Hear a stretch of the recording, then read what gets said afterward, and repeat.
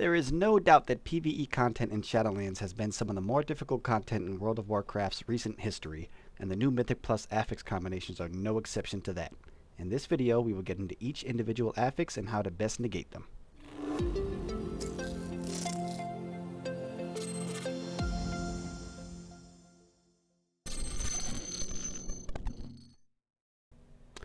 So before we get started, just really quickly, I would like to ask you guys to subscribe if you have not already, as I am trying to grow this tiny little channel into something worthwhile. I'm still a small enough channel that I get phone notifications for every single subscriber still, and there's no better feeling than seeing that pop up throughout my day. Now, on to the video.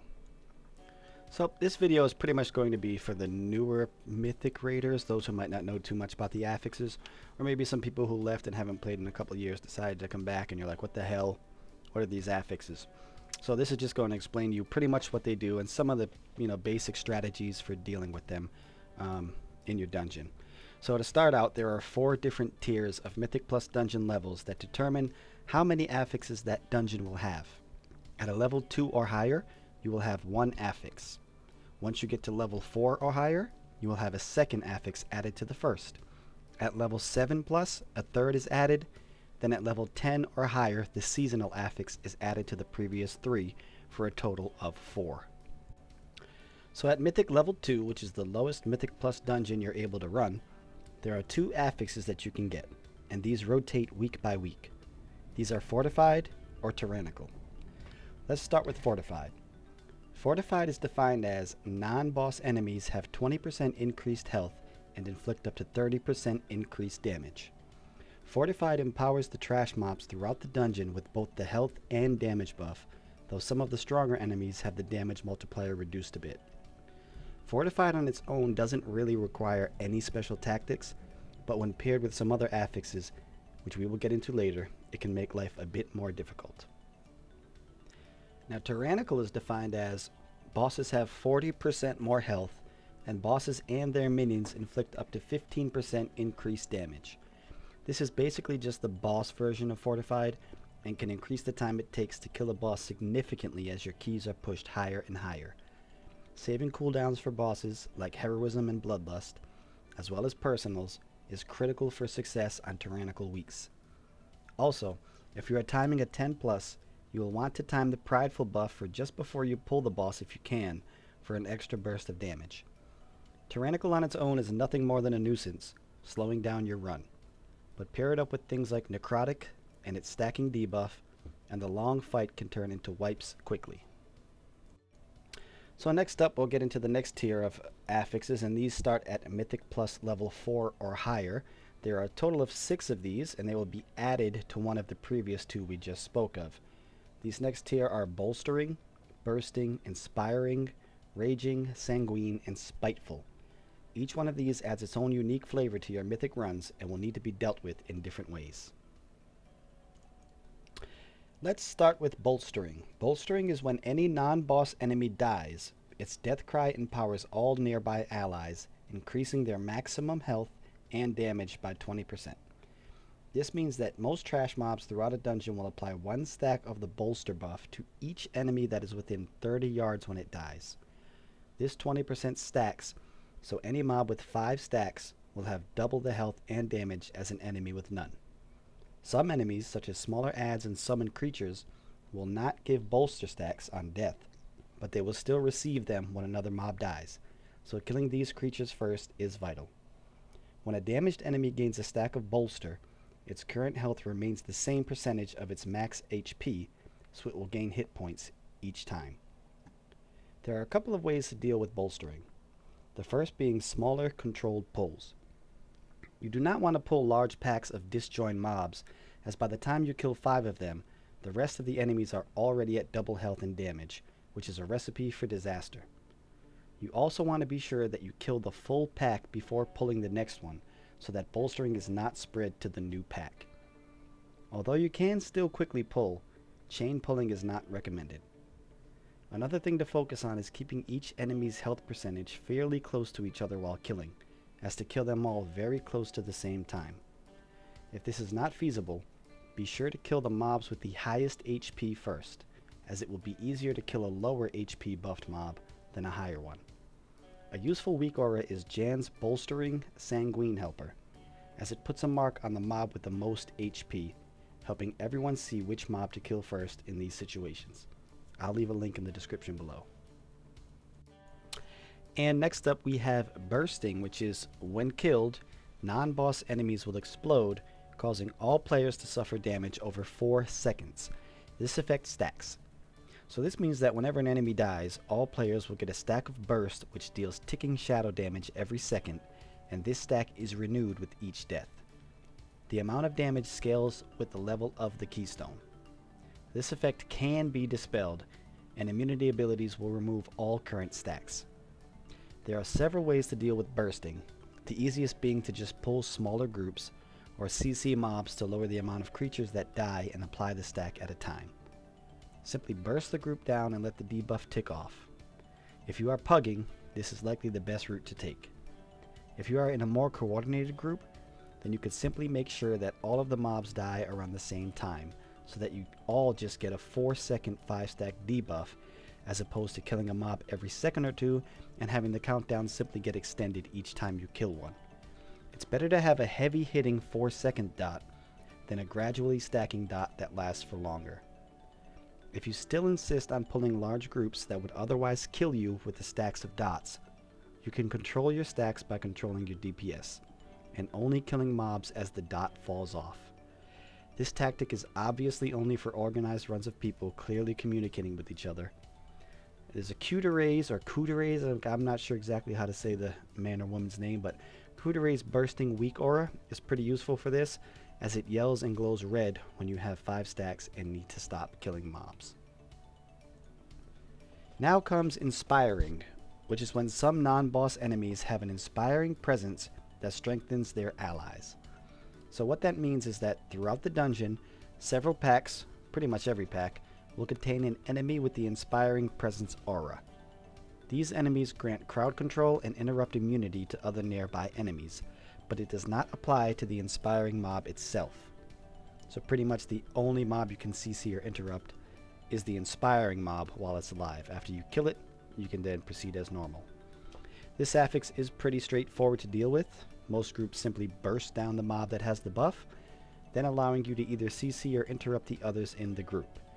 This is especially useful when it is paired with Bolstering, as you don't want to buff this mob, making it harder to kill.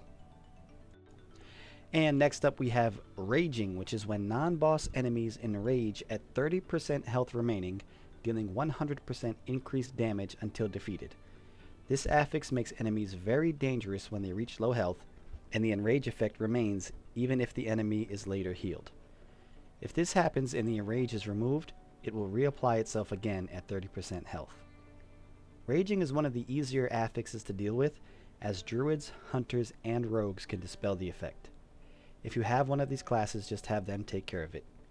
Even if you don't, the only time this affix is particularly dangerous is when you pull a large pack and AoE them all down below 30% health simultaneously, causing big damage on the tank. Avoid this by simply focus damaging enemies down a few at a time, or having your tank kite while the DPS finishes off the low HP mobs. Warriors are great for this, as they have their execute phase at this point, and they can bring a stun and an AoE slow. Now we have Sanguine, which is, when killed, non-boss enemies leave behind a lingering pool of ichor that heals their allies and damages players. Sounds pretty straightforward, right? Well, it can be until you have immobile mobs standing in a pool and constantly getting healed by the puddle. Most of the time your tank can handle this affix easily, simply by moving just as a mob is about to die. But if you have an enemy that has a hard, uninterruptible cast, it would be wise to kill them first and then move the other mobs out of that puddle. A Death Knight can also grip mobs from puddles, as well as any class with a knockback can carefully knock them out as well. A helpful weak aura for this is Class XOX's Sanguine Ichor Heal Weak Aura, long name, which alerts you if enemies are healing from Sanguine. And the last affix of this tier is Spiteful, and this is when fiends will rise from the corpses of non-boss enemies and pursue random players. What this means is that most enemies will spawn a spiteful shade once they die. The only people that have to worry about this are melee DPS, really nobody else. This can be easily dispelled, and CC can be used as well, making it one of the easiest affixes there are to deal with. These shades lose 8% health per second, so if you're melee, just kite them until they are killed or dispelled and move on. They do hit extremely hard and will two-shot most DPS, so melee, just be aware and move out a bit when mobs near you die, although it does give you a second before it will fixate on anyone. Kiyu's Spiteful target on nameplate WeakAura adds the target of the shades on top or to the side of their nameplate so that you can easily see who they are fixated on and move ahead of time. Very useful. So now we're going to get into the third tier of affixes, and these come into play once you hit level Mythic +7 and higher. Just like the previous set, these will be added to the other two affixes. So you will have 3 random affixes, one from each tier at a time. Now these are Explosive, we have Grievous, we have Necrotic, then we have Quaking, Storming, and Volcanic. And just like before, these all have their own little tricks, and we'll get into that now. So let's get started with Explosive. So Explosive is defined as, while in combat, enemies periodically summon explosive orbs that will detonate if not destroyed. What this affix does is that while enemies are in combat, they will spawn explosive orbs that you will need to kill before they explode, causing party-wide damage. They have a 6-second countdown that starts once they spawn, and for each explosion they will deal 50% damage to every player within range. They can be one-shot from nearly every ability. However, AoE abilities do not damage them at all. It is typical to assign one main DPS to handle these, which is very simple with a targeting macro. And in the case that they get overwhelmed, the tank and other DPS can help as well. This is only an issue on very large pulls, such as before the Slime Boss in Plaguefall, or the Gauntlet in Sanguine Depths. You can also use line of sight to avoid explosive damage, so a clever group can avoid killing them, although it is probably easier just to kill them either way. Exality's Explosive WeakAura will highlight the explosive nameplates and tell you how many are active. Pretty useful in a bind. And now we have Grievous, which is when injured players suffer increasing damage over time. This is when any player that is in combat and drops below 90% health gets a stacking dot, up to 4, that is only cleared once that player is healed back above 90% HP. There are some healing spells that remove a stack, but they will never lose the entire debuff until they are healed above 90%. This dot will even remain on low HP players after combat has ended, making this a tough one for the healers. Grievous can become difficult if not overwhelming for some healers, particularly heal over time heavy classes, and your healer will certainly need help in the form of using personals to heal yourself or doing your best as DPS not to take any extra damage. Most healers will throw hots up on each party member before each pull to help with this affix as well. The best method to deal with this is to simply have a clean run, taking as little damage as possible and allowing time in between pulls for your healer to top off those that need it. And next up is what is considered by most to be the toughest affix to deal with, Necrotic. Necrotic's definition is, all enemies' melee attacks apply a stacking blight that inflicts damage over time and reduces healing received. This means that all enemies, including bosses, will apply a stack of Necrotic Wound with every melee hit on their target. This is a very deadly stacking dot that stacks infinitely, not so much for the damage it causes, which can get heavy, but more so for the healing debuff it puts on the player. Each stack reduces healing and absorbs by 2%, so once you get to 50 stacks, you are immune to all healing, and those stacks add up quick. This is one of the biggest reasons for the current kiting meta with tanks, as you will need to not take any damage for 9 seconds, any melee hits for 9 seconds, to let the dot stacks fall off. Once the tank starts kiting, the rest of the group can help with slows and stuns until he can get back in and start tanking again. There are also immunities that can be used to remove the dot, such as the Dwarf Racial Stone Form, the Dark Iron Dwarf Racial Fireblood, and physical immunities such as the Paladin Bubble. One of the most powerful ways to easily handle Necrotic is simply going with the Kyrian Covenant as a tank, as their Phial of Serenity is a free way to remove the debuff every 3 minutes. Most bosses will not cause trouble with this affix, except for those that have heavy or constant adds spawning. Q-Rays Necrotic WeakAura will help you keep track of your stacks, as well as yell once you start kiting. So Quaking is the next affix, and it is defined as periodically all players emit a shockwave, inflicting damage and interrupting nearby allies. Quaking is not particularly deadly, as long as you are not standing in each other's circle once the cast goes off. The only real threat with it is catching your healer in a cast and locking them out, silencing them for a few seconds. But other than that, it is a very simple affix to deal with, just stay spread apart when it procs. Sealfar's Quaking Current Cast Warning WeakAura will tell you if your current cast needs to be cancelled or not, for those casters who might need that. And next up in this tier of affixes is Storming. So while in combat, enemies periodically summon damaging whirlwinds. Each enemy you are in combat with will have a chance to spawn a tornado, which spawns on the mob, then after a second or two begins traveling on an outward spiral. This can get very tricky for any melee, as most mobs are usually stacked up on the tank and in melee, and will all spawn their tornadoes at the same time.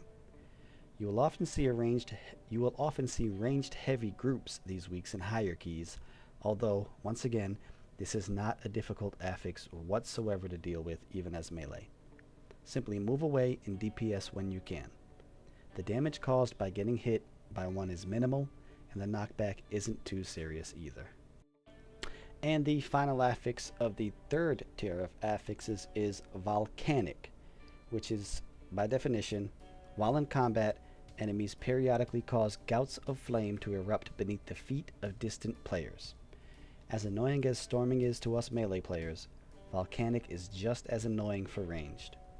These volcanoes will hit any player caught in them for 20% of their health and knock them up into the air. They will only spawn in melee if there is a mob further away from the melee group, but ranged will have to cancel any cast they are casting and move out to avoid getting hit. The time lost in canceling and moving will be less of a DPS loss than getting knocked up in the air. This is also a very easy affix to deal with, it's just more annoying for the ranged. And then finally, once you get to level 10 plus, you will have the final affix, which is a seasonal affix which changes every season, but for season 1 it is called Prideful. Now Prideful will trigger every time you kill a multiple of 20% of trash in a dungeon, and there will be 5 spawns throughout. It spawns an enemy called a Manifestation of Pride, which is basically a mini-boss. It has 2 abilities, Bursting with Pride, a group-wide AoE that ramps up in damage over the fight, and Belligerent Boast, which marks a player and then causes them to shoot out stunning projectiles in each direction after 4 seconds. Once the Pride dies, you will gain a Prideful buff for 1 minute, which hugely increases your damage, healing, movement speed, and mana regen. If you wipe against the Manifestation of Pride, it'll return to where it spawned and reset the damage of its cast, but unlike most enemies, it will not heal. It also does not interact with most other affixes. There are a few different questions you'll need to answer with this affix. Firstly, you'll need to decide when you want to fight Manifestations of Pride, as they spawn every 20% on the enemy forces meter. Using the Mythic Dungeon Tools add-on, you can find where you'll reach each of those breakpoints in the dungeon before you even start the dungeon, and make sure it's somewhere that serves you well. A common strategy is to spawn and defeat a manifestation before each difficult boss, so that you can then use the buff to kill them more quickly and safely. You do need to avoid wiping to the manifestation itself, so you may wish to use some cooldowns on it rather than try to save them for when you have the Prideful buff. After all, you won't get that buff if you can't kill it. Save defensives for the later part of the fight, as the damage of the cast ramps up, and be sure to move away from the group when you're about to shoot out projectiles. Double check that nobody is in the line they'll hit. Now you can see here the rotation of the affixes and the combinations that they'll be in. So this is a set order and it will repeat. So there's some combinations you'll never have to worry about, thankfully, such as Fortified and Bolstering. You'll never get those two together, thank goodness. But there are some, tougher combinations than others. Most of these are really easy to deal with. It's not that difficult, this season's affixes. But if you look down at week 8, that one can get pretty tough when you have Bolstering, Tyrannical, and Necrotic. Anything pretty much with Necrotic is the most difficult, but when you add Bolstering to it, which just extends the health of these mobs and makes them hit even harder while you have that Necrotic dot, then also Tyrannical, which keeps the bosses alive much longer while they're also applying a Necrotic dot, that's going to be a kite heavy week. So pretty much if you see anything that has Necrotic, you're going to be heavy kiting that week in most cases, unless you have a Kyrian or a Paladin, dwarf tank or anything like that. It'll make it much easier. But for most of us, that would be the tougher week. You can look through these combinations, check out some websites, see exactly what they all do. But yeah, that's pretty much it for this guide. It was just a quick one. Just wanted to help out some people that may not know exactly what these affixes do. They're kind of just jumping into mythics and don't really know what's going on. That you can piss off some of your pugs if you're pugging. So that'll do it. And as stated in the beginning, please sub, please like, please comment. I answer every comment that I see, even the negative ones. So yeah, that's about it. So I'll hopefully be making another video soon. Not sure what it will be, but I'll figure that out tonight. Anyways, heading to bed. Everybody have a great night. Thank you.